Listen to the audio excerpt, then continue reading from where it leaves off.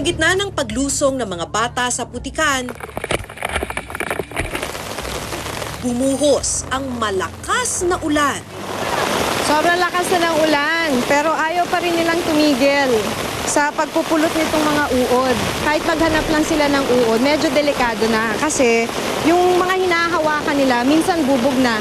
So hindi lang yung mga payo na susugatan nila pag kumukuha sila ng mga suso, pero pati yung mga kamay nila pwede masugatan dahil sa mismong pagpulot ng mga uod.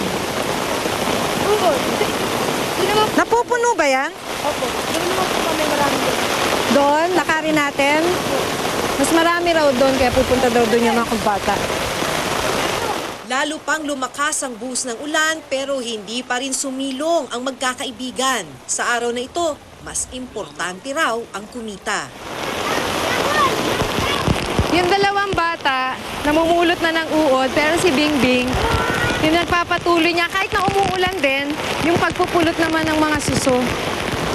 Pero dahil na rin sa ulan, kaya naging mailap ang mga bulate sa putikan. Hindi po ito mabibenta. Hindi mabibenta yung uod. Bakit? Kasi konti pa lang. Baka bukas po, bibenta. Patay na yung bukas. Tatago mo pa yan or hindi na? Patay na bukas yan. Patay na, gusto nila buhay, no? Dahil kakaunti ang nakuhang mga bulate, ang ilang pirasong kuhol na lang ang ibinenta nila sa palengke. Magkano po benta? Ito, isang galon. 25 lang. 8. Pinaghatian nilang tatlo ang kinitang 25 pesos. 8 piso ang katumbas ng mahigit isang oras na paglusong sa putik at pagsuong sa ulan.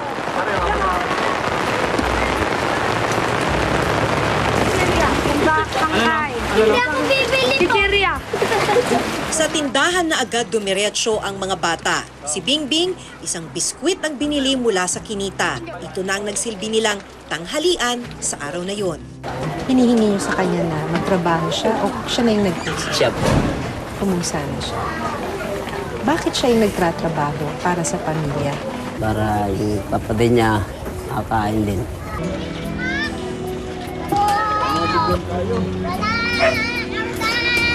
Bukod sa walang katiyakang kita sa bawat araw, mas malaking tanong kay Bingbing ang kanyang kinabukasan. Ni minsan kasi ay hindi pa siya nakatuntong ng paaralan. Bakit ka naiingit sa ibang bata?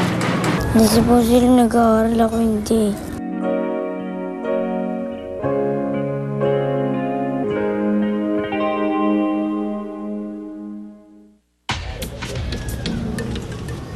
Kaya para sa kaibigan ni Bingbing na si Dagul, swerte pa raw at nakapag-aral pa siya. Bakit mo pinagtsatsagaan ng mag-aral? Para kung matulungan ko magulang. Kasi nahihirapan na rin mama ko eh. Nakikidaing ang nanay ni Dagul para kahit papano'y kumita ng 60 piso kada araw. Labag man daw sa kalooban niya ang makitang nagtratrabaho ang anak, tila sa ganitong kalagayan daw sila itinulak ng kahirapan. Okay lang po sa inyo yon na nagkukukul si, kumukuha ng uod. Hindi, para sa akin masakit eh, mahirap din. Mahirap din sa isang magulang. Na makita yung anak na ganun. Kasi minsan, yung asawa ko kasi nagdadagat lang. Minsan kapos, minsan walang pangkain. Eh pag naiyak sila pag hindi sila makapasok. Tapos sinisip ko minsan, magulang ko ba? Ba't ka naging mahirap? Sabi, anak, pag namatay kang mahirap, ibig sabihin hindi ka nangarap.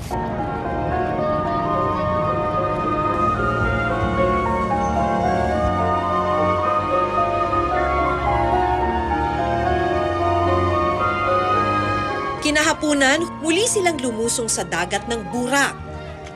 Gamit ang maliliit na kahoy, muli silang naghukay para makahanap ng mga bulating maibebenta. Naalis yung isa. Ito.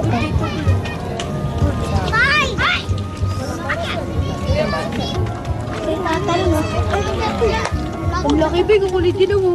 Matapos Matapos makarami ng bulate, agad nilang hinugasan. Napansin ni Dagul na muli siyang nasugatan sa paa.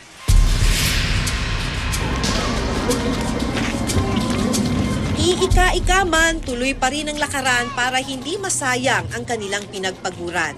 Para saan yan? Pamingwit ho. Pamingwit? Saan namimingwit kayo? Doon sa labas, sa Magkano bilhin niyo dyan? kapulang ho, konti lang yun. 10 piso lang ang kinita ng 3 bata sa araw na yun.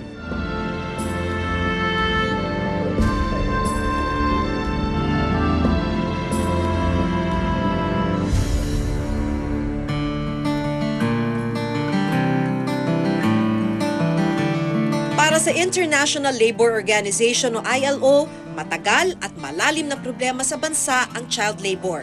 Kung gusto nating malutas itong problema ng child labor, dapat yung kahirapan talaga, yung kawalan ng marangal na hanap buhay ng magulang ay dapat ma-address natin. No? Kaya bilang tugon ng pamahalaan, noong nakaraang buwan inilunsad ng National Child Labor Committee ang kampanyang Batang Malaya. Layo nito na sa pagsapit ng taong 2016, wala ng child labor sa bansa. Ang estratehiya natin dyan, alamin kung ano ang kayang gawin ng magulang or mga kapatid na katatanda. Kung wala silang skill, tuturuan ng ahensya ng gobyerno na in charge sa training ng skills like the TESDA.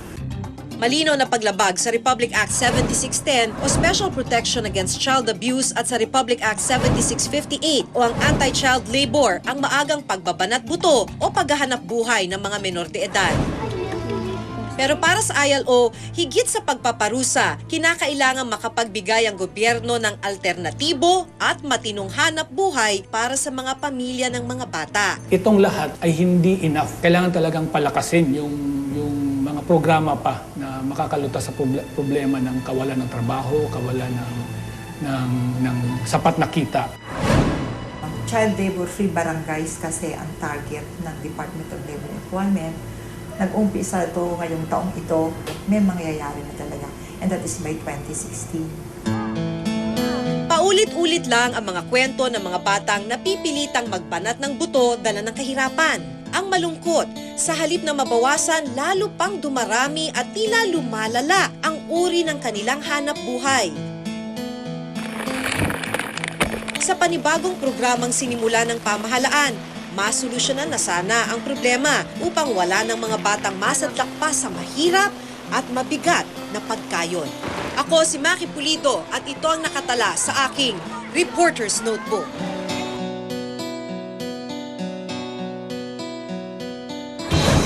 Yung mga old bridges that are due for replacement, i-program ng department so that they will be replaced by end of 2016.